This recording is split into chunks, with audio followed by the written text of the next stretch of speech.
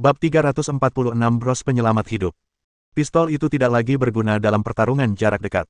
Nalan Wuxia harus membuangnya dan meninju cakar Terminator nomor 3. Tinjunya bertemu dengan cakarnya, membuat kedua orang itu mundur 4 atau 5 langkah. Mereka bahkan sempat terkena pukulan ini.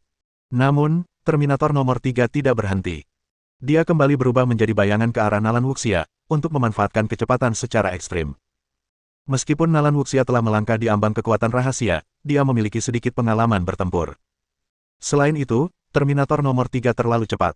Nalan Wuxia pun takluk. Untuk sementara waktu dia dalam bahaya. Ketika Qin Haodong melihat situasi kritisnya, dia tahu bahwa dia tidak bisa menunggu lebih lama lagi dan harus mengalahkan lawannya sesegera mungkin. Dia mengulurkan tangan kanannya, dan 1000 pedang muncul di tengah telapak tangannya, berubah menjadi cahaya pedang dan menyerang wanita jangkung itu.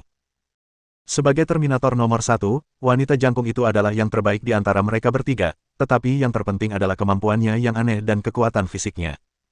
Kecepatan dan gerakannya tidak dapat menandingi Qin Haodong. Tak lama kemudian, dia ditusuk di dadanya oleh Tousan Blades.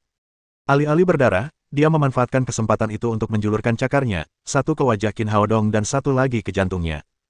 Qin Haodong menendangnya keluar, lalu menyesuaikan strategi serangannya. Karena dia tidak akan ditusuk, Qin Haodong bisa memotongnya. Dia memukul bahu wanita jangkung itu dan memotong lengan kirinya. Wanita jangkung itu menjerit, tetapi bahunya masih tidak berdarah. Dia meraih lengan yang jatuh dan meletakkannya di tempatnya. Adegan yang mengejutkan itu terjadi lagi.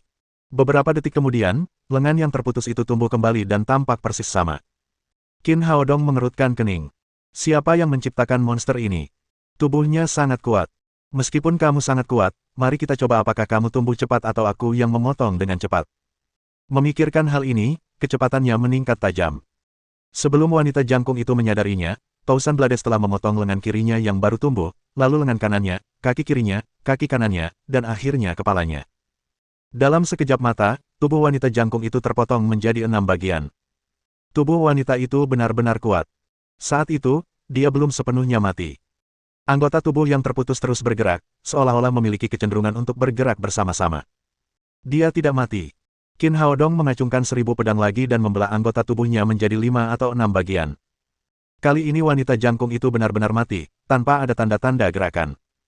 Setelah wanita itu meninggal, Qin Haodong berbalik dan menerjang Terminator nomor 3. Pada saat ini, Nalan Wuxia terpaksa mundur terus-menerus. Seragamnya robek, dan dia tampak sangat malu. Namun kecepatan yang dibanggakan oleh Terminator nomor 3 tidak ada apa-apanya jika dibandingkan dengan Qin Haodong. Dia menggunakan spiritnya yang kuat untuk menargetkan musuhnya. Semuanya hanyalah ilusi. Cahaya bilah Tousan Blades menyala dan menusuk ke bagian belakang jantungnya. Terminator nomor 3 mengeluarkan lolongan liar. Pedang itu menembus jantungnya. Dia tidak memiliki kemampuan pemulihan sekuat wanita jangkung itu. Dia tergeletak di tanah setelah berjuang beberapa kali dan berhenti bergerak. Nalan Wuxia baru saja ditembak oleh orang ini. Dia mengambil pistol dari tanah dan menghantamkan semua peluru ke tubuhnya. Terminator nomor 3 sudah mati. Setelah membunuh Terminator nomor 3, Qin Haodong, Nalan Wuxia dan Hu Xiaoxian mengepung Terminator nomor 2 di tengah.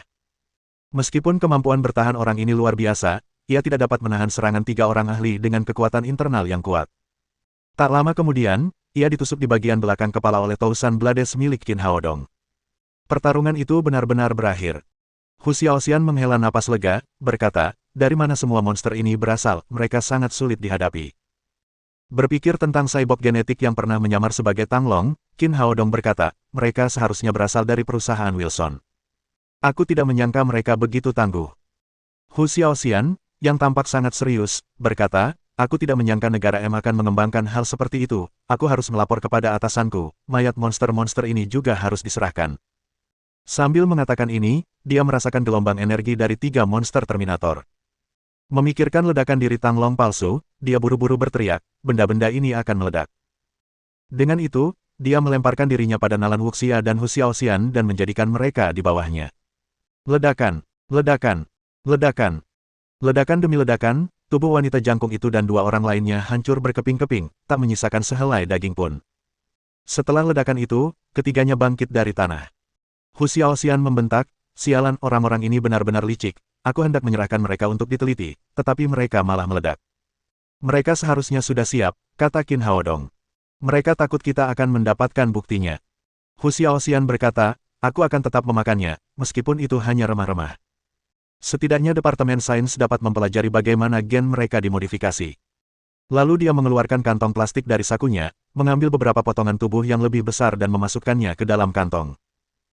Meskipun Nalan Wuxia telah menjadi polisi kriminal selama bertahun-tahun, dia masih merasa mual saat melihat remah-remah ini, dan tidak dapat menahan diri untuk tidak mengagumi daya tahan psikologis Hu Xiaoxian yang kuat.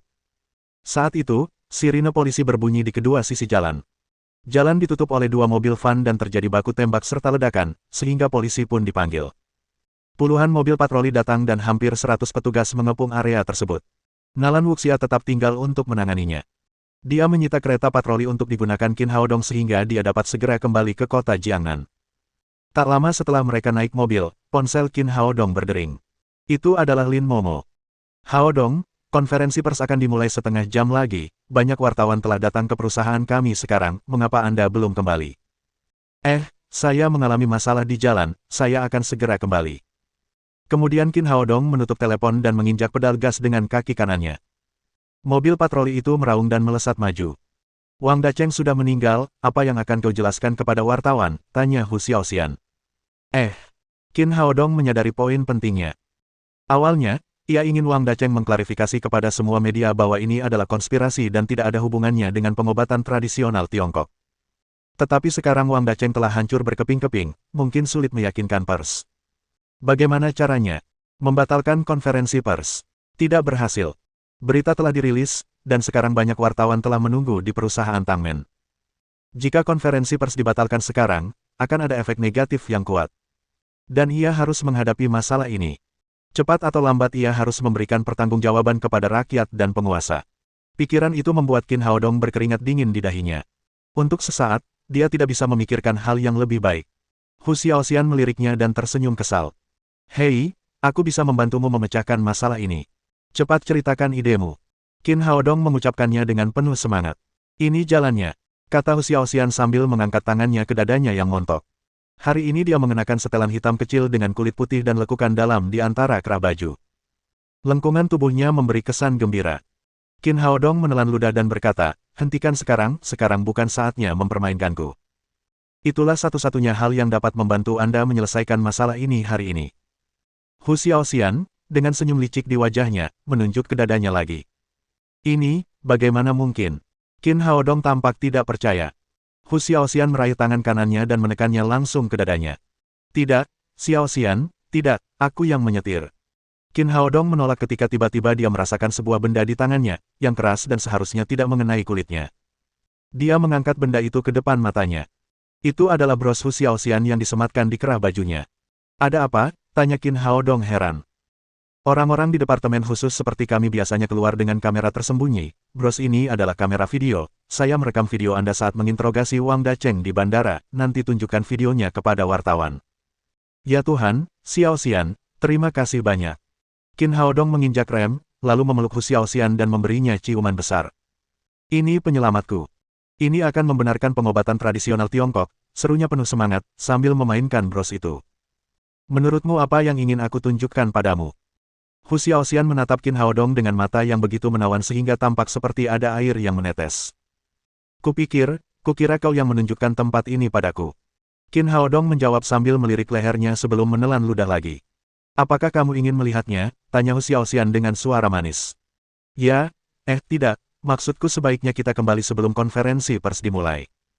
Qin Haodong menyalakan mobilnya lagi dan melaju kencang.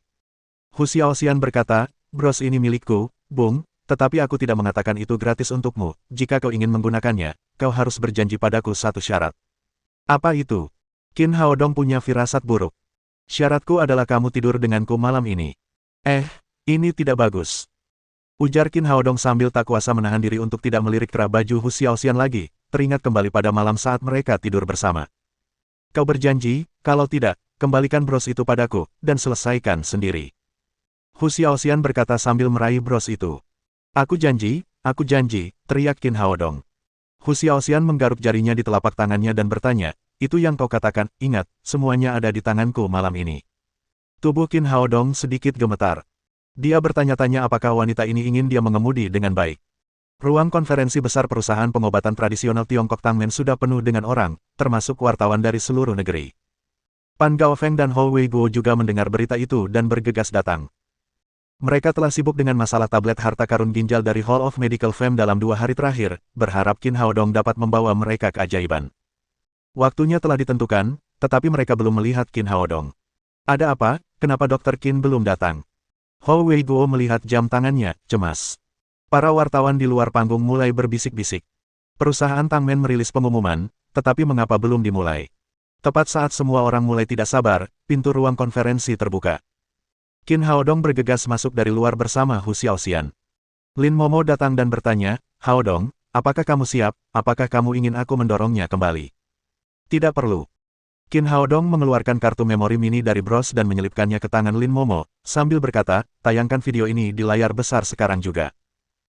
Kemudian dia duduk di panggung dan berkata kepada para wartawan, "Saya baru saja mengalami situasi khusus, saya akan membicarakannya nanti. Semua orang, pertama-tama tonton video yang berisi jawaban yang Anda inginkan." Bab 347 Pengobatan Tradisional Tiongkok dan Pengobatan Barat. Semua orang di antara hadirin penasaran dengan siapa wanita cantik yang datang bersama Qin Haodong, dan bahkan lebih penasaran lagi dengan apa yang ingin ditunjukkan Qin Haodong kepada mereka. Kemudian layar besar di ruang konferensi menyala dan sebuah video mulai diputar. Orang pertama yang muncul di layar adalah seorang pria berusia 50-an. Pria itu memiliki wajah yang aneh. Tidak ada yang pernah melihatnya.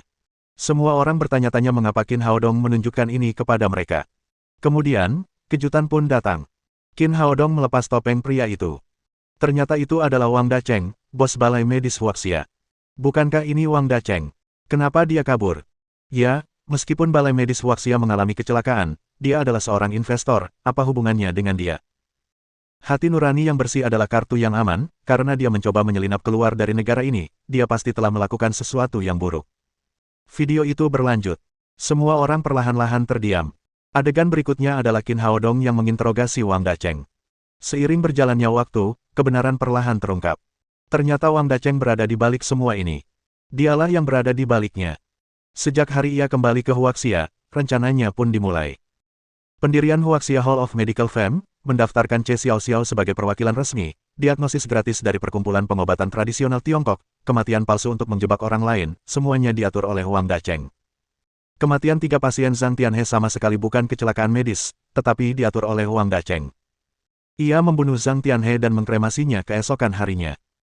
Kecelakaan yang menyebabkan pasien-pasien yang meminum ramuan kebangkitan darah dan meninggal adalah dalang dia, dan tujuannya adalah untuk mendiskreditkan pengobatan tradisional Tiongkok. Dan tablet harta karun ginjal dari Hall of Medical Fame adalah konspirasi total. Wang Dacheng membunuh Zhang Guoliang terlebih dahulu, mengambil formula yang tidak lengkap dari pil pemelihara ginjal 9 harta karun, dan kemudian mengirim formula tersebut ke Asosiasi Praktisi Pengobatan Tiongkok.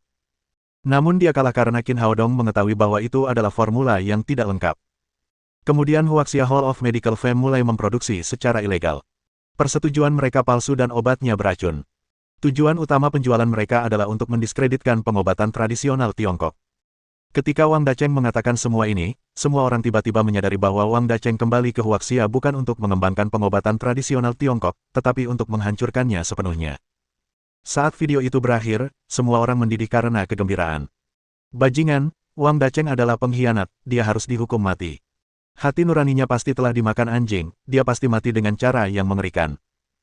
Dukung pengobatan tradisional Tiongkok, dukung Dr. Qin, hidup pengobatan tradisional Tiongkok, hidup Dr. Qin. Butuh waktu 5 menit hingga kemarahannya mereda. Seorang wartawan bertanya, "Dr. Qin, kami ingin tahu di mana Wang Dacheng berada. Mengapa Anda hanya menunjukkan video kepada kami, dan tidak mengizinkannya datang ke tempat kejadian dan menjelaskan masalahnya dengan jelas?" Qin Haodong menjawab, "Saya baru saja mengatakan ada situasi khusus, sekarang saya akan memberitahu semua orang apa itu. Dalam perjalanan pulang, kami diserang oleh beberapa pembunuh dari negara M. Mereka ingin membunuh Wang Dacheng untuk menyembunyikan kebenaran. Tujuan utama mereka adalah membuat Huaxia menghancurkan dan memblokir pengobatan tradisional Tiongkok. Mereka mengaktifkan bom yang dikendalikan dari jarak jauh pada Wang Dacheng dan meledakkannya hingga berkeping-keping. Wang Dacheng sudah tidak ada di dunia ini, apalagi datang ke sini. Mereka membunuh Wang Dacheng, tetapi tidak tahu bahwa kami memiliki rekamannya. Fakta-fakta dari kasus ini telah terungkap. Che Xiaoxiao adalah korban, dan begitu pula pasien yang harus dirawat di rumah sakit setelah meminum tablet harta karun untuk ginjal dari Hall of Medical Fame. Bahkan seluruh pengobatan tradisional Tiongkok menjadi korban konspirasi ini. Penonton terdiam. Apa yang dikatakan Qin Haodong mengejutkan banyak orang. Di mata banyak orang, dunia ini damai dan indah. Mereka tidak menyangka hal seperti itu akan terjadi. Reporter lain bertanya, Dr. Qin, apakah Anda yakin tidak sedang bercerita atau bercanda? Qin Haodong menjawab, Kapten Unit Kepolisian Kriminal Nalan Wuxia bersama kami saat kami bertemu dengan para pembunuh. Dia sekarang berada di tempat kejadian. Saya yakin polisi akan memberi Anda jawaban nanti. Tidak seorang pun mempertanyakan keaslian kejadian tersebut ketika mereka mendengar bahwa Kapten Regu Kriminal dan Qin Haodong dihadapkan oleh para pembunuh bersama-sama. Seorang wartawan bertanya, Dr. Qin, saya masih punya pertanyaan, Anda baru saja mengatakan bahwa Wang Dacheng kembali ke Huaxia atas penunjukan organisasi luar negeri, yang tujuannya adalah untuk mendiskreditkan dan menghancurkan pengobatan tradisional Tiongkok. Namun, sejauh yang saya ketahui, pengobatan tradisional Tiongkok sedang mengalami kemunduran dan tidak dapat dibandingkan dengan pengobatan Barat. Apakah pengobatan tradisional Tiongkok layak untuk mereka lakukan? Qin Haodong menjawab, itu pertanyaan sederhana, saya akan memberi Anda penjelasannya dan Anda akan melihatnya. Misalnya, harga B Konstantin dari Wilson Company di T-Country adalah 500 yuan, sedangkan biayanya hanya beberapa lusin yuan, dan harganya 28.000 yuan per kotak. Yang terpenting, ini hanya dosis sebulan untuk pasien leukemia, harganya lebih dari 300.000 yuan setahun. Huaxia memiliki lebih dari 4 juta pasien leukemia, Anda dapat menghitung berapa banyak keuntungan yang mereka hasilkan dalam setahun. Keuntungan mereka lebih tinggi daripada keuntungan para pengedar narkoba, dan mereka tidak memiliki risiko apapun. Ini adalah eksploitasi terhadap rakyat negara kita. Sejak munculnya ramuan pemulihan darah, pasien leukemia di Huaxia tidak perlu lagi mengonsumsi B Konstantin. Hal ini saja sudah menyebabkan kerugian yang tak terhitung bagi perusahaan Wilson. Apakah menurutmu itu sepadan sekarang? Terjadi kegaduhan. Banyak orang baru menyadari untuk pertama kalinya bahwa industri farmasi memiliki keuntungan yang sangat besar. Reporter lain berdiri dan bertanya, Dr. Qin, sekarang banyak orang di internet yang menyerukan bahwa pengobatan tradisional Tiongkok tidak ilmiah dan pengobatan tradisional Tiongkok harus dihapuskan dan digantikan dengan pengobatan Barat. Terutama setelah kejadian ini, banyak pakar dan cendekiawan terkenal muncul dan menyerukan pembatalan pengobatan tradisional Tiongkok. Sebagai praktisi pengobatan Tiongkok, apa pendapat Anda tentang ini? Sebenarnya, saya dapat memberitahu Anda dua hal tentang apakah pengobatan tradisional Tiongkok penting atau tidak dan apakah pengobatan tersebut harus dihapuskan. Anda tidak perlu tahu apa yang saya pikirkan tentang hal ini, Anda semua tahu apa yang seharusnya Anda pikirkan. Pertama, apakah pengobatan tradisional Tiongkok ilmiah atau tidak? Sains itu bagus, tetapi masyarakat modern jauh dari kata ilmiah. Banyak hal yang tidak dapat dijelaskan oleh sains, seperti daerah segitiga Bermuda yang terkenal, peti mati gantung di Huaxia, piramida Mesir kuno, namun, tidak ada yang mengatakan bahwa hal-hal tersebut tidak ilmiah, kecuali pengobatan tradisional Tiongkok.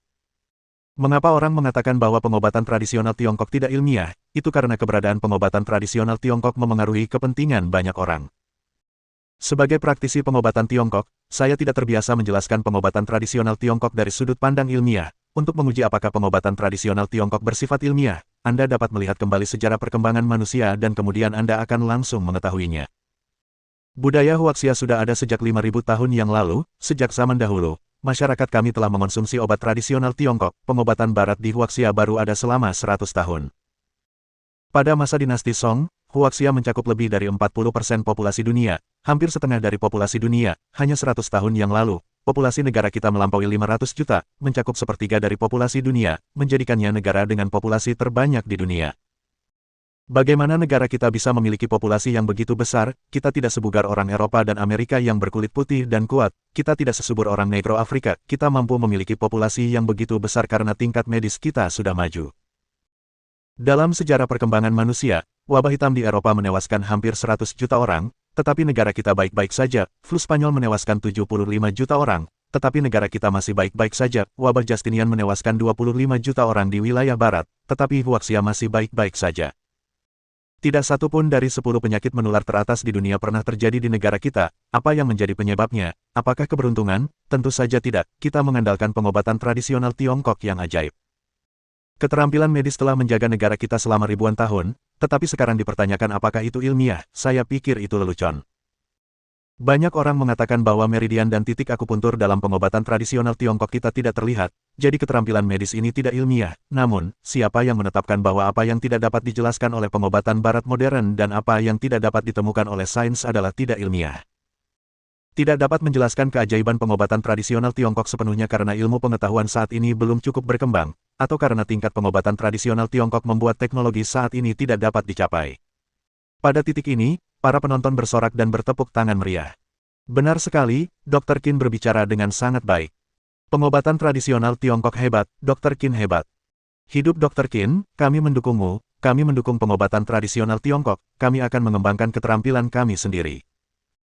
Saat tepuk tangan mereda, Qin Haodong melanjutkan, saya akan sampaikan poin kedua, mengapa begitu banyak orang yang berteriak bahwa pengobatan tradisional Tiongkok adalah pseudosains dan bahwa pengobatan tradisional Tiongkok tidak dapat menyembuhkan penyakit, ini semua benar-benar masalah uang. Saat ini negara kita mencakup seperempat populasi dunia. Secara medis, negara kita tidak diragukan lagi merupakan pasar terbesar. Sedikit pangsa pasar sudah cukup untuk membuat jutaan orang kaya. Tidak diragukan lagi bahwa pengobatan barat sudah berkembang dengan baik sekarang, namun, pada saat yang sama, pengobatan itu mahal, saya yakin Anda semua pernah mengalami biaya pengobatan yang sangat mahal, kami selalu menghabiskan ribuan, puluhan ribu yuan setiap kali pergi ke rumah sakit, sebotol B Konstantin harganya 28.000 yuan. Mengapa harga obat-obatan barat begitu tinggi? Karena mereka adalah biksu, asing, mereka adalah anak orang lain, mereka mengenakan apa yang disebut biaya paten, biaya penelitian dan pengembangan, segala macam biaya kepada rakyat negara kita. Pengobatan tradisional Tiongkok tidak memiliki hal itu adalah harta karun yang diwariskan oleh para leluhur kita. Semua praktisi pengobatan Tiongkok tidak akan mengenakan biaya paten atau biaya R&D ketika mereka meresepkan formula untuk mengobati suatu penyakit. Sebaliknya, pengobatan tradisional Tiongkok, dengan biaya rendah dan efek samping yang rendah, merupakan target alami bagi kepentingan pribadi dalam pengobatan barat, jadi mereka mencoba segala cara untuk menekan dan mendiskreditkan pengobatan tradisional Tiongkok, bahkan ingin membasmi pengobatan tradisional Tiongkok. Pada akhirnya, pengobatan tradisional Tiongkok menghalangi mereka. Pengobatan tradisional Tiongkok membuat orang lebih murah untuk menemui dokter. Sebagian dari mereka yang sekarang mengatakan bahwa pengobatan tradisional Tiongkok adalah pseudosains telah dicuci otaknya oleh ide-ide barat, mereka tidak tahu apapun tentang pengobatan tradisional Tiongkok. Mendengar orang mengatakan bahwa pengobatan tradisional Tiongkok tidak ilmiah, mereka pun mengikuti seruan bahwa pengobatan tradisional Tiongkok tidak ilmiah, seolah-olah mereka dapat mengikuti laju perkembangan zaman dan dapat mengangkat kelas mereka dengan menyebut pengobatan tradisional Tiongkok tidak ilmiah. Yang lain hanya disuap, kalau mereka bilang pengobatan tradisional Tiongkok adalah pseudosains, mereka bisa mendapat ratusan ribu atau bahkan jutaan yuan, mereka bersedia melakukannya. Bahkan jika pengobatan tradisional Tiongkok benar-benar dihapuskan dan menghilang, mereka tidak perlu khawatir, itu karena mereka telah menjadi kaya, uang yang mereka terima cukup untuk membiayai keluarga mereka membayar biaya pengobatan barat yang mahal, daripada menunggu kematian seperti orang biasa. Pada titik ini, hadirin terdiam. Pidato Qin Haodong membuat semua orang berpikir. Semua orang tahu tentang perdebatan antara pengobatan Tiongkok dan Barat, tetapi mereka tidak pernah memikirkannya secara mendalam. Jika pengobatan Barat benar-benar menggantikan pengobatan tradisional Tiongkok, perubahan apa yang akan dibawanya ke dalam kehidupan kita? Ada yang bilang bahwa tanpa pengobatan tradisional Tiongkok, pengobatan Barat yang lebih ilmiah juga bisa menyembuhkan penyakit, tapi pernahkah Anda berpikir, tanpa pengobatan tradisional Tiongkok yang murah, pengobatan Barat akan menjadi tidak bermoral, biaya penelitian dan pengembangan serta biaya patennya akan meningkat pesat jika Anda terkena penyakit serius, Anda akan mati atau kehilangan segalanya. Bab 348 Rencana Nomor 4. Di pangkalan percobaan bawah tanah di M Country, 3 titik merah meledak di layar elektronik besar sebelum menghilang. Bajingan! Aku tidak percaya ketiga Terminatorku telah dilenyapkan. Garnet menghentakkan kakinya dengan marah saat dia berbalik ke arah Davis dan berkata, sudah kubilang jangan kirim Terminator ke Huaxia. Sekarang lihat apa yang terjadi. Tak satu pun dari ketiga Terminator yang telah susah payah kita kembangkan yang tersisa. Bagaimana kau mengharapkan aku menjelaskan ini kepada organisasi? Wajah Davis berubah pucat pasi. Dia telah mengirim 3 Terminator ke Huaxia untuk memastikan kelancaran penyelesaian rencana nomor 2 dengan membungkam Wang Dacheng. Namun, siapa sangka bahwa ketiganya akan terbunuh dan ditinggalkan di Huaxia. Dia menghela napas dan berkata, bagaimanapun, Wang Dacheng sudah meninggal, jadi rencana nomor 2 dijamin akan berhasil diselesaikan. Ketika saatnya tiba, aku akan menjelaskannya kepada atasan. Garnet berteriak, jelaskan apa, tahukah kau berapa banyak uang yang dihabiskan untuk mengembangkan ketiga Terminator ini? Puluhan miliar dolar AS telah diinvestasikan, sekarang, dalam sekejap, semuanya hilang. Davis berteriak dengan tidak senang, apa yang kau teriakkan, puluhan miliar dolar AS milikmu semuanya diperoleh dari penjualan obat-obatan Wilson Company. Jika kau tidak menghancurkan Tangmen Company, kau bahkan tidak akan bisa mendapatkan sepeser pun di masa depan. Garnet ingin mengatakan sesuatu yang lain, tetapi dia menyadari bahwa apa yang dikatakan Davis masuk akal. Sejak Blood Revival Elixir memasuki pasar, kinerja Wilson Company telah anjlok. Jika ini terus berlanjut, maka tidak akan lama lagi perusahaan itu akan bangkrut. Davis melembutkan nada bicaranya saat berkata, baiklah, orang tua, jangan berdebat soal ini, meskipun ketiga Terminator itu sudah mati, selama kita punya uang, kita bisa meneliti dan mengembangkan yang lebih baik. Garnet berkata dengan kesal, tidak, aku harus membunuh orang Huaxia itu untuk membalas dendam, aku ingin mencabik-cabik Qin Haodong. Davis berkata, baiklah kalau begitu, mari kita mulai rencana nomor 4. Di TK Gold Brand dan Jadi Lift, Wang Jiani sedang bermain dengan anak-anak. Tiba-tiba, pintu terbuka dan Lin Momo masuk. Melihat Lin Momo, Wang Jiani dengan sopan berkata, Kakak Momo, Anda sudah tiba. Lin Momo tersenyum dan berkata, Nona Wang, saya akan mengajak Tang Tang jalan-jalan ke Eropa, jadi saya datang lebih awal untuk menjemputnya. Oh, jalan-jalan itu menyenangkan, kata Wang Jiani. Kapan kamu berencana berangkat, apakah Dr. Qin ikut? Pada saat itu, anak kecil itu melihat Lin Momo dan segera berlari menghampirinya dan melompat ke pelukannya. Ibu mau mengajak Tang Tang bermain kemana?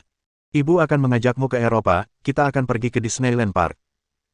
Lin Momo menoleh dan berkata pada Wang Jiani, kami membuat keputusan ini belum lama ini, karena kami terlalu sibuk di perusahaan akhir-akhir ini, keadaan akhirnya membaik, jadi kami memutuskan untuk pergi dan bersantai sebentar. Senang rasanya bisa jalan-jalan, semoga kalian bertiga menikmati perjalanan ini. Wang Jiani melambaikan tangan pada si kecil. Sampai jumpa, Tang Tang. Selamat tinggal, guru, saat aku kembali, aku akan meminta papa memberimu hadiah. Setelah berbicara, si kecil dengan senang hati mengikuti Lin Momo dan meninggalkan taman kanak-kanak. Keduanya berjalan keluar, lalu Lin Momo melambaikan tangannya dan memanggil taksi. Saat mereka masuk ke dalam taksi, Lin Momo memberitahu pengemudi, Tuan, kami sedang menuju Bandara Sungai Yangtze Selatan, kami sedang terburu-buru, jadi tolong percepat sedikit. Pengemudi itu menyalakan mobilnya dan berkata, Nona, saya tidak bisa melaju terlalu cepat, kalau tidak, saya akan didenda. Lin Momo mengeluarkan setumpuk uang kertas dan melemparkannya ke arah pengemudi. Tiba di bandara dalam 30 menit, uang ini akan cukup untuk membayar denda. Baiklah, Nona, silakan duduk dengan tenang. Begitu melihat uang kertas itu, pengemudi taksi itu langsung bersemangat dan menginjak pedal gas. Taksi itu meraung dan melaju kencang. Si kecil berkata, Bu, di mana mobil kita, kenapa kita duduk di dalam taksi? Lin Momo berkata, aku menitipkan mobil pada papa, dia akan segera pergi ke bandara. Uang dapat membantu seseorang melakukan apa saja. Berkat pengaruh uang kertas, taksi melaju kencang. Hanya butuh waktu sekitar 20 menit bagi mereka untuk tiba di bandara kota Jiangnan. Lin Momo bergegas ke lobi bandara bersama si kecil. Ia mengeluarkan tiket pesawat dan dokumen terkait yang telah disiapkan, lalu menaiki pesawat setelah pemeriksaan keamanan. 10 menit kemudian, pesawat lepas landas menuju M Country. Setelah Lin Momo dan Tang Tang pergi, Wang Jiani terus bermain game dengan anak-anak. Tiba-tiba, asisten pengajar Xiao Li berlari menghampiri sambil membawa ponselnya. Mereka memiliki hubungan yang baik, jadi mereka bisa membicarakan apa saja.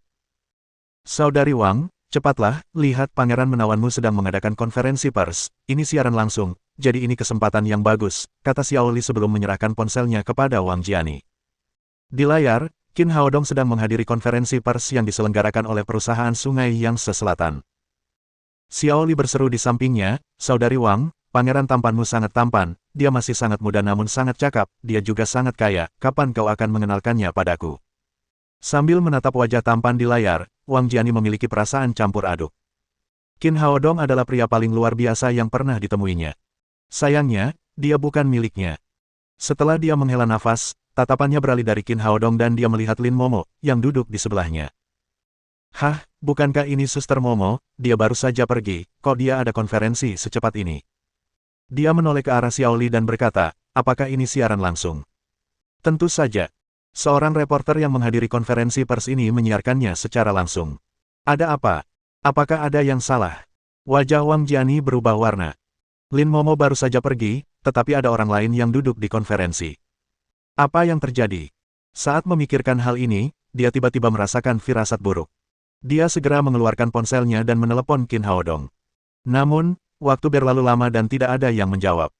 Ponselnya mungkin dimatikan saat konferensi berlangsung, atau mungkin dia tidak membawanya. Wang Jiani menoleh dan berkata pada Xiao Li, bantu awasi mereka sebentar, aku punya urusan mendesak. Saudari Wang, kamu mau kemana, apa yang akan kukatakan saat kepala sekolah datang? Sebelum Xiao Li selesai berbicara, Wang Jiani sudah bergegas keluar kelas. Dia mencari taksi di luar pintu masuk taman kanak-kanak dan langsung menuju ke perusahaan pengobatan tradisional Cina Tangmen. Sementara itu, pada konferensi pers, Qin Haodong telah selesai berbicara.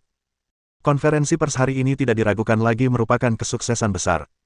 Dia tidak hanya membersihkan fitnah Wang Dacheng terhadap praktisi pengobatan Tiongkok, tetapi dia juga telah memperdalam pemahaman orang-orang tentang praktisi pengobatan Tiongkok dan membangun kepercayaan mereka kepada mereka. Setelah konferensi pers berakhir, semua wartawan pergi. Lin Momo menatap pria di depannya dengan penuh kasih sayang. Dia begitu baik sehingga dia dengan mudah membantu praktisi pengobatan Tiongkok melewati kesulitan saat ini. Hu Xiaoxian melangkah maju dan berkata, "Anak muda, kerja bagus, aku akan mengacungkan jempol." Lin Momo diam-diam menghela nafas. Seorang pria yang begitu baik juga merepotkan. Selalu ada gadis-gadis cantik di sekitar. Pada saat itu, Wang Jiani bergegas masuk.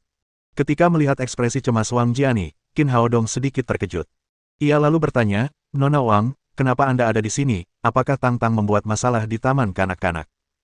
Fisik tubuh suci anak kecil itu menjadi lebih jelas, karena dia jauh lebih kuat daripada anak-anak lain seusianya. Jika dia tidak memperhatikannya secara teratur, dia akan melukai anak-anak lain. Ketika Wang Jiani datang untuk menemuinya, tentu saja, dia mengira anak kecil itu telah membuat masalah lagi. Wang Jiani tidak menjawab pertanyaannya. Sebaliknya, dia menoleh dan bertanya pada Lin Momo, "Kakak Momo, di mana Tang Tang?" Lin Momo berkata dengan ekspresi terkejut, "Bukankah Tang Tang ada di taman kanak-kanak?" Tubuh Wang Jiani bergetar hebat dan hampir terjatuh ke tanah. Ada satu hal yang dia yakini. Lin Momo yang baru saja datang ke taman kanak-kanak itu palsu dan telah menipunya untuk membawa Tang Tang pergi. Qin Haodong, yang merasa ada yang tidak beres, langsung bertanya, "Ada apa, Nona Wang, apa terjadi sesuatu?" Tang Tang dijemput seseorang. Wang Jiani buru-buru menceritakan semua yang telah terjadi dan berkata, "Maaf, Dr. Qin, orang itu mirip sekali dengan Nona Lin, itulah sebabnya saya serahkan Tang Tang kepadanya." Setelah melalui begitu banyak kejadian yang disamarkan, Qin Haodong segera mengerti. Davis pasti telah meminta seseorang untuk menggunakan topeng 3D yang terbuat dari bahan nano untuk menyamar sebagai Lin Momo dan kemudian menipu semua orang dan membawa Tang Tang pergi. Ketika mendengar putrinya telah diculik, Lin Momo langsung kehilangan ketenangannya. Dia berkata dengan gugup, "Haodong, Tang Tang diculik, apa yang akan kita lakukan? Apa yang harus kita lakukan? Dia masih muda, orang-orang itu tidak akan menyakitinya, kan?" Wang Jiani langsung berkata, "Dr. Qin, haruskah kita memanggil polisi? Jika kita cepat, mungkin kita bisa menyelamatkan Tang Tang." Qin Haodong merasa khawatir sekaligus marah karena putrinya telah diculik. Namun, dia masih berpikir rasional. Dia memegang tangan Lin Momo dan berkata sambil menghiburnya, "Jangan khawatir, menyakiti Tang Tang bukanlah tujuan mereka, ini mungkin karena formula kita, atau karena mereka ingin aku melakukan sesuatu untuk mereka, sebelum mereka mencapai tujuan mereka, tidak akan terjadi apa-apa pada Tang Tang." Ketika mendengar alasan Qin Haodong, Lin Momo perlahan menenangkan diri dari keterkejutan dan kebingungan awalnya dan berkata, "Lalu apa yang harus kita lakukan sekarang? Kurasa mereka membawa Tang Tang ke negara M. Aku akan meminta Waner untuk memeriksanya." Qin Haodong kemudian menelepon Ki Waner. Setelah menjelaskan situasinya secara singkat, dia memintanya untuk membantu memeriksa penerbangan terbaru yang berangkat dari selatan Sungai Yangtze ke negara M dan melihat apakah ada informasi tentang Tang Tang. Ki Waner juga memahami bahwa situasinya mendesak, jadi dia segera menelepon kembali dan berkata, "Menurut informasi yang dikumpulkan dari pencarianku, Tang Tang mengikuti Sister Momo ke pesawat 1 jam yang lalu. Mereka menuju ibu kota negara M." Setelah menutup telepon, Qin Haodong berkata, "Jelas mereka menculik anak kecil itu dan membawanya ke negara M. Tujuan mereka adalah membuatku pergi ke sana. Apa yang akan kamu lakukan?" Lin Momo tiba-tiba bingung. Dia khawatir tentang putrinya dan bahaya yang akan dihadapi Qin Haodong. Bagaimanapun, ini adalah negara M, bukan Huaxia. Qin Haodong berkata sambil tersenyum, "Apalagi yang bisa kukatakan, tentu saja aku akan membawa putriku kembali. Tapi berbahaya bagimu untuk pergi ke sana, lagi pula, itu tempat yang berbeda." Qin Haodong berkata, "Tidak apa-apa, apakah kamu tidak tahu kemampuanku, aku pasti akan membawa Tang Tang kembali kepadamu dengan selamat." Lin Momo berkata, "Kalau begitu aku akan pergi bersamamu." Garis-garis hitam terbentuk di wajah Qin Haodong saat dia berkata, "Aku akan menyelamatkan seseorang, mengapa kau harus pergi bersamaku? Jika saatnya tiba, aku harus menjagamu dan menyelamatkan anak kecil itu, aku akan terlalu sibuk." "Tapi aku khawatir kau pergi sendirian," kata Lin Momo dengan ekspresi khawatir. "Kakak Momo, aku akan pergi bersamanya." Orang yang berbicara adalah Hu Xiaoxian. "Aku sudah sering ke negara M. Aku cukup mengenal tempat itu, jadi aku bisa membantu Haodong." Qin Haodong memikirkannya. Hu Xiaoxian berasal dari departemen khusus dan sangat mengenal semua aspek negara M. Akan lebih tepat jika mereka pergi bersama. Karena itu, dia berkata pada Lin Momo, "Aku akan pergi bersama Xiaoxian, kamu masih harus mengelola perusahaan Tangmen." Lin Momo juga tahu dia tidak akan bisa membantu jika dia pergi, jadi dia berkata, baiklah kalau begitu, kalian berdua harus berhati-hati. Jangan khawatir, aku berjanji padamu bahwa aku pasti akan membawa Tang Tang kembali ke Huaxia tanpa cedera. Qin Haodong berbicara sambil mencium wajah Lin Momo. Kemudian, dia meninggalkan perusahaan Tangmen bersama Hu Xiaoxian dan langsung menuju Bandara Sungai Yangtze Selatan. Di bandara ibu kota negara M, sebuah pesawat penumpang besar mendarat perlahan. Qin Haodong dan Hu Xiaoxian berjalan keluar dari bandara. Hu Xiaoxian mengangkat tangannya dan memanggil taksi. Dia memberitahu pengemudi dalam bahasa Inggris yang fasih, kita akan pergi ke area 13. Pengemudi itu adalah orang kulit hitam. Ketika mendengar kata-kata Hu Xiaoxian, dia bertanya dengan heran, Nona cantik, apakah Anda yakin?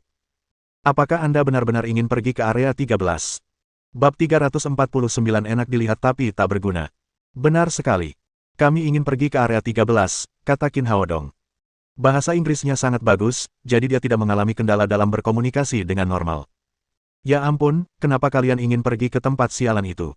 Meski berkata demikian, pengemudi berkulit hitam itu sudah menyalakan mesin mobilnya dan meninggalkan bandara, menuju jalan raya. Hu Xiaoxian bertanya, apakah ada yang salah dengan area 13? Pengemudi berkulit hitam itu berkata, keamanan di tempat itu sangat buruk, aku hanya bisa mengantarmu ke pinggiran, aku tidak berani masuk ke dalam, atau mobilku bisa rusak, pasti akan dirusak oleh orang-orang yang tidak terkendali itu. Wanita cantik sepertimu juga tidak seharusnya pergi ke sana. Jika kamu tidak memiliki pengawal, maka aku dapat menjamin bahwa kamu akan diculik dalam 5 detik. Hu Xiaoxian menunjuk ke arah Qin Haodong dan berkata sambil tersenyum, dia pengawalku. Pengemudi berkulit hitam itu melirik tubuh Qin Haodong yang kurus dan lemah dan berkata, tidak, dia tidak akan melakukannya, kau tidak tahu betapa bugar dan kejamnya orang-orang itu, pengawal seperti dia tidak dapat melindungimu, sebaliknya, dia akan dibawa pergi oleh orang-orang dengan kepentingan khusus. Hu Xiaoxian tertawa ketika mendengar kata-kata pengemudi berkulit hitam itu. Qin Haodong berkata tanpa daya, bukankah tempat ini ibu kota negara M, bagaimana keamanannya bisa seburuk itu? Pengemudi berkulit hitam itu berkata, tempat ini memang ibu kota negara M, keamanan di tempat lain sangat baik, hanya di area 13 saja yang buruk, meskipun tempat itu dianggap sebagai distrik, jaraknya masih puluhan kilometer dari kota. Area 13 adalah tempat terlarang bagi polisi. Selama tidak ada yang meninggal, polisi tidak akan pergi ke sana. Bahkan jika seseorang meninggal, polisi hanya akan pergi untuk mengambil jenazahnya. Tempat itu terlalu berantakan. Jika Anda ingin mengendalikan orang-orang itu, maka Anda perlu mengirim tentara. Petik 2. Dia berhenti sebentar sebelum menambahkan, kalian bukan orang sini, kan? Aku tidak tahu siapa yang meminta kalian pergi ke tempat itu, tapi pada dasarnya itu sama saja dengan bunuh diri. Dengarkan aku. Jangan pergi ke tempat itu, atau konsekuensinya akan tak terbayangkan. Petik 2. Menyadari bahwa pengemudi itu baik hati, Qin Haodong berkata, sebenarnya, kami tidak ingin masuk ke area 13, kami akan pergi ke suatu tempat yang berjarak 20 km di utaranya. Qi Waner telah membantunya menemukan posisi ini. Davis baru-baru ini aktif di sana, jadi sarang mereka seharusnya berada di sana. Ya ampun, apa yang kalian bicarakan adalah hutan iblis. Pengemudi itu, yang berpura-pura mendengar sesuatu yang menakutkan, langsung menginjak rem dan berkata kepada mereka berdua, aku bisa menurunkan kalian di pinggiran area 13, tapi aku tidak akan pergi ke hutan iblis. Hu Xiaoxian bertanya dengan heran, kenapa, bukankah tempat itu hanya hutan, apakah lebih menakutkan daripada area 13? Pengemudi berkulit hitam itu berkata, hutan setan, apakah kalian tahu mengapa tempat itu disebut hutan setan? Itu karena ada setan di sana, ada harapan untuk keluar hidup-hidup jika kalian pergi ke area 13, tetapi tidak jika kalian memasuki hutan setan, sudah lama sekali tidak ada orang yang keluar dari sana hidup-hidup. Qin Haodong, yang tidak takut dengan apa yang disebut iblis, berkata, tidak apa-apa, kamu bisa menurunkan kami di pinggiran area 13, kami bisa menemukan jalan kami sendiri ke sana. Kalian gila. Kenapa kalian mau pergi ke tempat sialan itu? Aku bilang, tempat itu harus dihindari. Pengemudi itu masih berusaha menghalangi mereka. Qin Haodong mengeluarkan beberapa uang kertas Amerika dan berkata, kami sudah tahu. Antar kami ke sana dan uang kertas ini akan menjadi milikmu. Baiklah kalau begitu, semoga beruntung untuk kalian berdua. Menyadari bahwa ia tidak dapat menghalangi mereka, pengemudi itu memandang mereka dengan penuh penyesalan sebelum menyalakan kembali mobilnya. Taksi itu meninggalkan bandara dan melaju di jalan raya menuju area 13.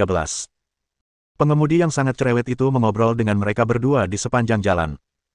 Ia ingin membujuk mereka untuk berubah pikiran dengan menceritakan semua legenda tentang area 13 dan hutan iblis. Qin Haodong memeriksa pengemudi yang antusias itu berkali-kali tetapi tidak menemukan masalah apapun. Setelah beberapa saat, kulit kepalanya mulai terasa geli karena ada roh yang kuat yang membuatnya merasa tidak nyaman. Dia langsung berteriak pada Hu Xiaoxian, "Bahaya, keluar dari mobil." Begitu dia berkata demikian, dia menendang pintu hingga terbuka dan melompat keluar. Meskipun Hu Xiaoxian tidak tahu mengapa, dia juga menendang pintu mobil hingga terbuka dan melompat keluar. Dia sepenuhnya mempercayai Qin Haodong. Ya Tuhan, mobilku. Pengemudi berkulit hitam itu hampir menjadi gila. Saat mereka asyik mengobrol, pintu mobilnya tiba-tiba ditendang. Apa yang mereka lakukan? Mobil itu juga melaju dengan kecepatan yang sangat tinggi. Apakah mereka bisa selamat setelah melompat dari mobil yang begitu cepat? Sebelum dia sempat bereaksi, ledakan keras terdengar dan asap hitam tiba-tiba muncul di jalan. Taksi itu terlempar tinggi seperti daun tanpa bobot di depan gelombang udara besar sebelum berubah menjadi pecahan yang tak terhitung jumlahnya. Pengemudi kulit hitam malang itu terkubur bersama taksinya sebelum ia sempat mengetahui apa yang sedang terjadi. Qin Haodong dan Hu Xiaoxian menyaksikan ledakan itu dengan ekspresi serius. "Apakah pengemudi yang menjadi masalah?" tanya Hu Xiaoxian. "Tidak, masalahnya bukan pada pengemudi. Dia tidak tahu ada bom yang ditanam sebelumnya," kata Qin Haodong. "Saya menduga kami menjadi sasaran begitu kami turun dari pesawat dan bom ditanam di jalan ini. Meskipun mereka tahu perjalanan mereka ke M Country tidak akan aman, mereka tidak menduga Davis akan mengejar mereka secepat itu. Pengemudi malang ini telah menjadi kambing hitam. Apa yang harus kita lakukan sekarang?" tanya Hu Xiaoxian. "Tentu saja cari mobil lain." Qin Haodong melihat sekeliling sambil berbicara. "Namun, tempat ini bukan Huaxia. Tidak terlalu padat penduduknya, jadi sangat sedikit kendaraan yang lewat. Hanya 2 mobil yang lewat, meskipun mereka menunggu lebih dari 10 menit. Kedua mobil itu mundur ketika melihat lokasi ledakan. Hu Xiaoxian berkata, "Sepertinya kita hanya bisa berjalan ke sana." Begitu dia selesai bicara, terdengar suara sirene. 2 mobil patroli melaju kencang dari kejauhan. Sepertinya seseorang telah memanggil polisi. 2 mobil polisi berhenti tidak jauh dari mereka. Kemudian, 4 petugas polisi melompat keluar dari mobil, mengeluarkan senjata mereka, dan berteriak, "Jangan bergerak, angkat tangan kalian." Qin Haodong dan Hu Xiaoxian bekerja sama dan mengangkat tangan mereka, sambil memikirkan kalimat klasik Paman G dalam film. "Jika polisi negara M memintamu untuk tidak bergerak, maka jangan bergerak. Jika tidak, mereka akan benar-benar menembak." Mereka sangat kooperatif. Seorang polisi berjanggut melangkah maju dan bertanya, "Apa yang terjadi di sini?" Qin Haodong berkata, "Kami adalah turis dari Huaxia. Kami naik taksi ke sini, tetapi setelah berkendara beberapa saat, entah bagaimana taksi itu meledak." Polisi berjanggut itu mengamati tempat kejadian perkara dengan curiga. Selain serpihan taksi, ada juga beberapa daging dan darah di sekitarnya. "Itu milik pengemudi berkulit hitam. Kenapa kalian baik-baik saja jika taksinya meledak?" Karena kita melompat keluar lebih awal." Qin Haodong berteriak tak berdaya. Dia tidak menyangka polisi negara M akan datang secepat itu.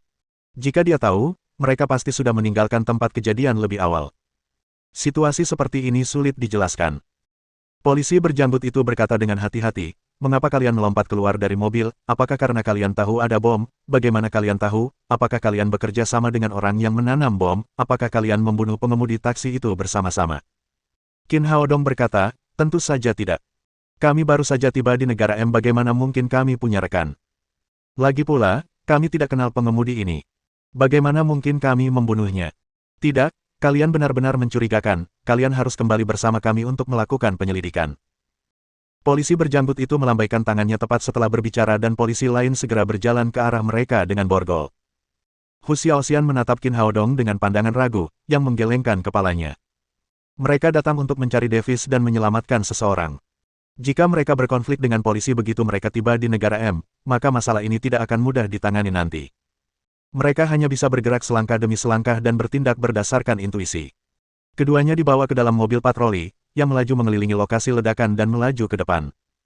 Setelah setengah jam, Qin Haodong merasakan ada yang tidak beres. Mereka seharusnya sudah sampai di kota itu sekarang, tetapi daerah di sekitar mereka menjadi semakin sepi. Sepertinya mereka semakin menjauh dari kota itu. "Petugas, kemana kita akan pergi?" tanya Qin Haodong. "Jangan khawatir, kita hampir sampai." Polisi berjanggut itu memberitahunya. Petugas itu mengemudikan mobil patroli itu keluar dari jalan dan langsung menuju kaki gunung. Mobil itu berhenti di depan sebuah hutan. "Turun, kami sudah sampai." Polisi berjanggut itu berteriak sambil membuka pintu dan keluar pertama dari mobil patroli. Ketika mereka berdua juga keluar dari mobil, mereka tiba-tiba melihat 20 hingga 30 orang bersenjata berpakaian hitam berdiri di depan hutan. Orang-orang ini memegang senjata api dengan panjang dan bentuk yang berbeda di tangan mereka. Seperti pameran senjata api, moncong senjata diarahkan ke mereka. Dia dan Hu Xiaoxian saling berpandangan karena mereka berdua menyadari bahwa polisi-polisi ini telah berbohong. Mereka kemungkinan besar adalah pembunuh yang dikirim oleh Davis, orang yang sama yang telah menanam bom. Namun, Qin Haodong tidak panik. Sebaliknya, dia melirik polisi berjanggut itu dan berkata, "Pak polisi, mengapa Anda membawa kami ke sini?" "Bocah, kau benar-benar bodoh, apa kau belum sadar bahwa kami bukan polisi?" Pria berjanggut itu tertawa.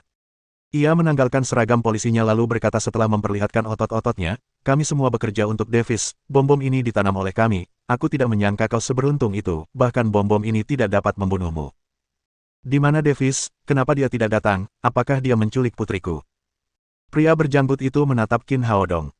"Jika kau ingin bertemu dengan bosku, serahkan saja formulanya terlebih dahulu. Jika tidak, aku akan memberimu sedikit gambaran tentang senjata canggih negara M." Sambil berbicara, dia menunjuk ke arah senjata yang dipegang oleh orang-orang bersenjata itu. "Lihat senjata-senjata ini cukup untuk menghajarmu sampai babak belur."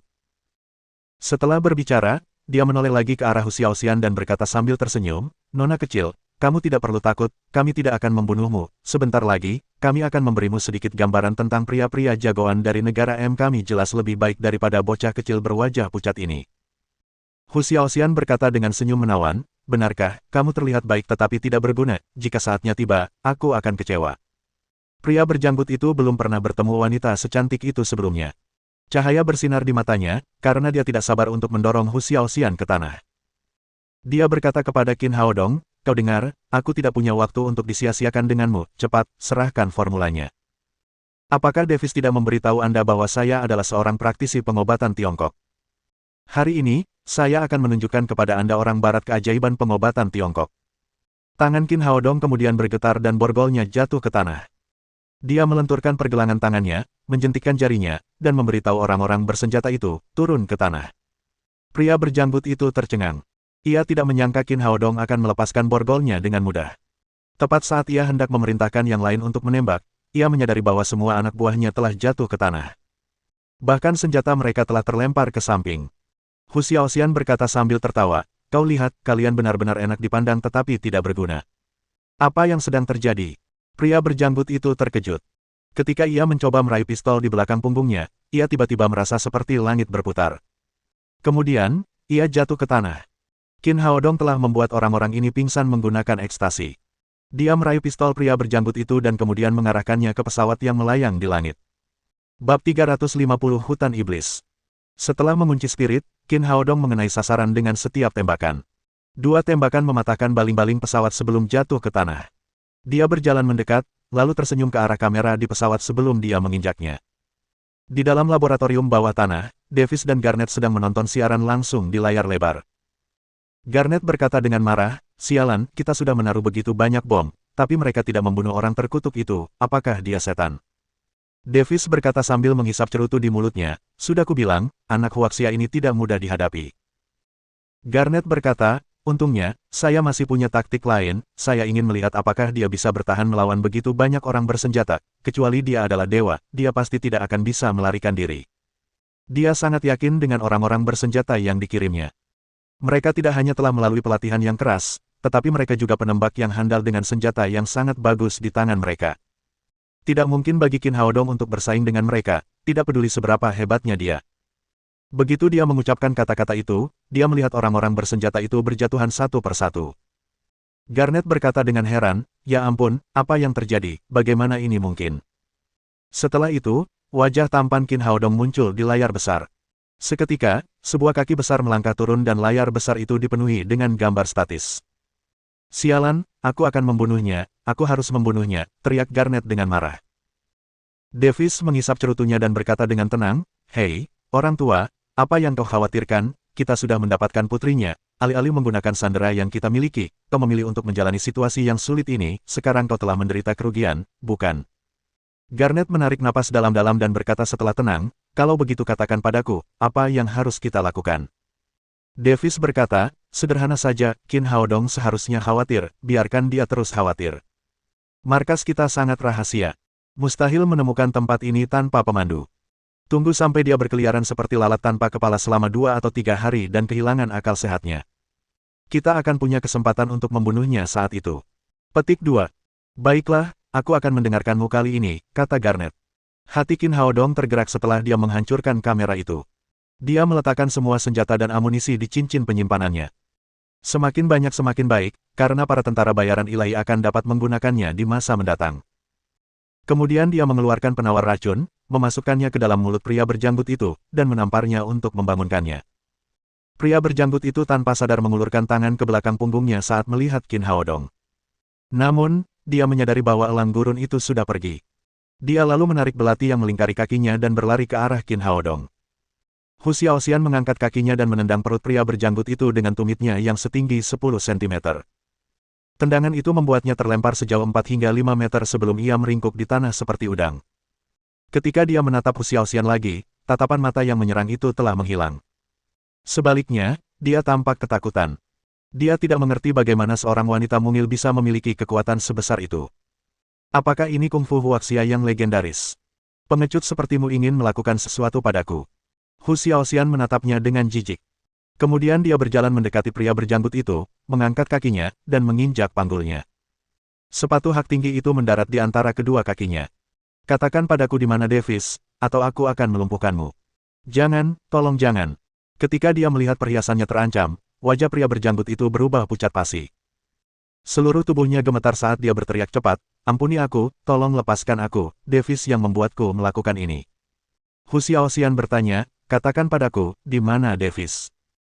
Pria berjanggut itu berkata, saya benar-benar tidak tahu, saya dari area 13, senjata yang dimiliki orang-orang itu adalah milik Davis, dia baru saja menelepon saya dan menyuruh kami membunuh kalian berdua, namun, kami benar-benar tidak tahu di mana dia berada.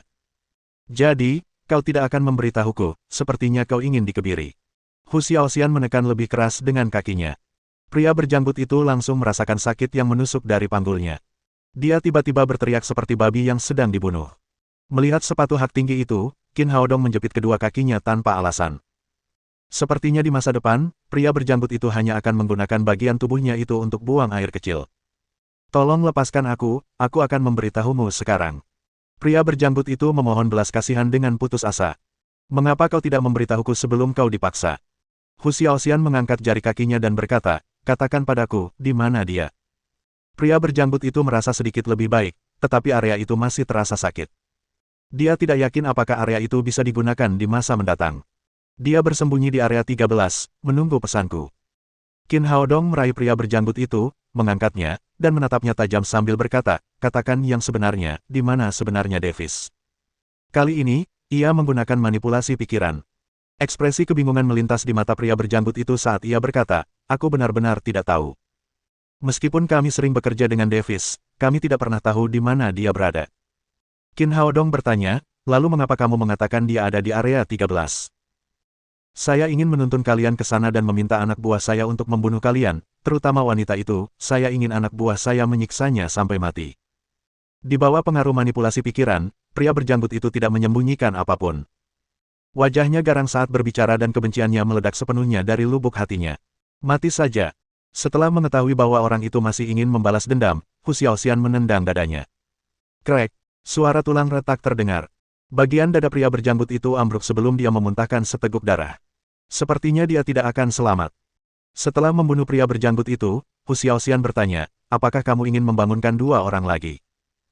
Tidak perlu, orang-orang ini bekerja untuk pria berjanggut itu, tidak ada gunanya bertanya kepada mereka apakah pria berjanggut itu tidak tahu di mana Davis. Qin Haodong mengeluarkan Tousan Blades setelah berbicara. Ujung pisau itu dengan lembut menusuk jari telunjuk tangan kiri dan setetes darah bening mengalir keluar. Darah itu tidak jatuh ke tanah. Sebaliknya, darah itu melayang ke udara. Ketika dia mengucapkan mantra lagi, butiran darah itu memenuhi udara dengan cahaya merah. Seketika, bayangan Tang-Tang muncul di dalam cahaya merah itu. Hu Xiaoxian bertanya dengan heran, teknik macam apa ini? Qin Haodong mengangkat tangannya saat lampu merah menghilang. Kemudian, dia berkata, penelusuran darah, ini menggunakan darah segar untuk menemukan orang yang kamu cari, selama jaraknya tidak melebihi 100 meter, aku bisa tahu di mana Tang-Tang berada. Teknik ini bagus, bisakah kamu mengajarkannya kepadaku? Tunggu sampai kamu punya anak perempuan. Sambil berbincang, mereka berdua naik ke mobil patroli pria berjanggut itu. Kali ini, Pengemudinya adalah Qin Haodong. Mobil itu melaju kencang ke arah yang ditunjuk oleh Blood Traching.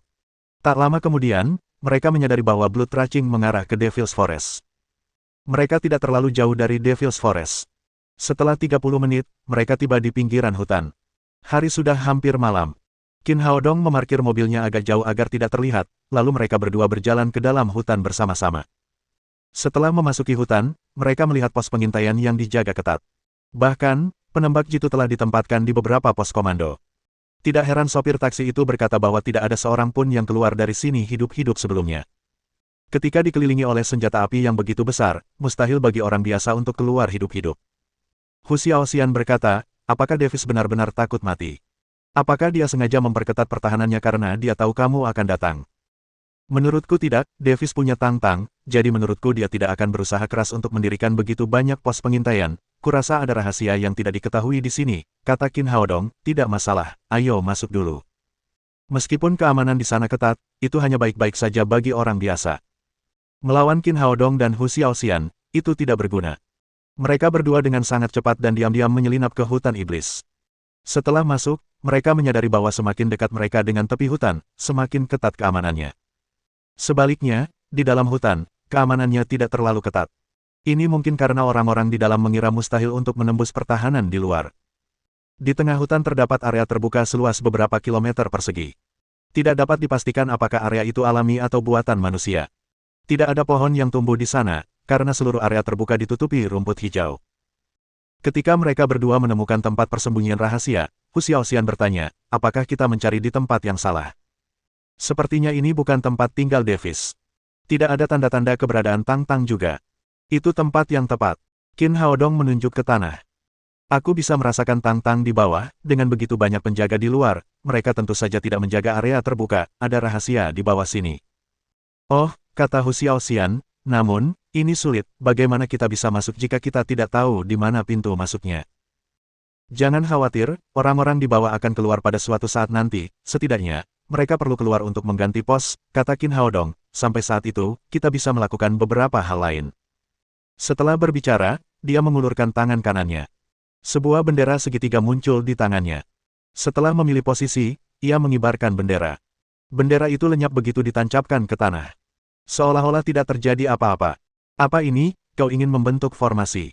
Hu Xiaoxian mengenali bendera yang ditembakkan Qin Haodong. Bendera itu dibawa dari ruang bawah tanah Senongjia. Ya, Qin Haodong mengangguk.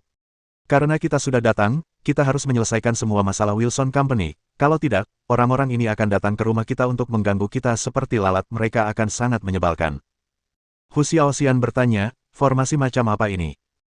Qin Haodong berkata, kita punya banyak waktu, jadi aku akan menyiapkan beberapa pos lagi. Pertama, aku perlu menyiapkan formasi pengepungan, kita tidak bisa membiarkan orang-orang di dalam melarikan diri. Aku juga akan menyiapkan medan sihir hantu dan formasi api 5 elemen, mungkin itu berguna. Hu Xiaoxian mengangguk. Jika mereka ingin memastikan tidak ada yang tersisa, maka formasi pengepungan akan menjadi pilihan terbaik. Mereka berdua berjalan di sekitar lapangan kosong sambil berbincang. Qin Haodong terus-menerus memasang bendera formasi. Setelah 2 jam, semua formasi telah dipasang. Namun, formasi tersebut belum diaktifkan, jadi tidak ada yang aneh di luar.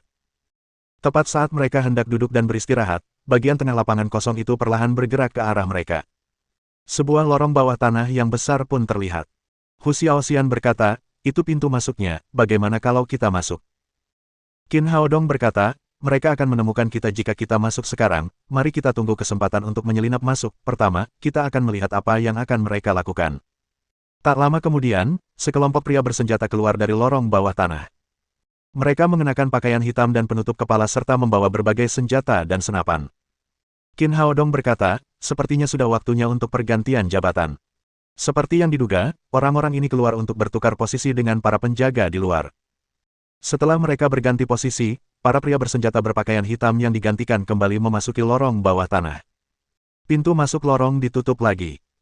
Hu Xiaoxian berkata, ini akan mudah, kita bisa menangkap 2 orang bersenjata berpakaian hitam dan berganti pakaian dengan mereka. Saat waktunya tiba, kita akan masuk ke lorong bawah tanah bersama-sama.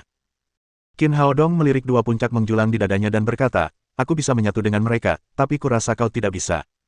Siapapun bisa tahu kau seorang wanita. Itu bukan apa-apa, aku hanya bisa berubah sedikit, aku pernah berada dalam situasi ini sebelumnya selama menjalankan misiku. Setelah Hu Xiaoxian selesai berbicara, dia tidak menghindar dari Qin Haodong. Qin Haodong berada tepat di sampingnya saat dia melepaskan mantelnya. Mohon dukungan dari Omom Ante-Ante sekalian buat subscribe agar Mimin terus semangat untuk up novel seru lainnya. Sekiranya ada kebutuhan buat subbag, silakan inbox Mimin atau tuliskan di kolom komentar. Terima kasih.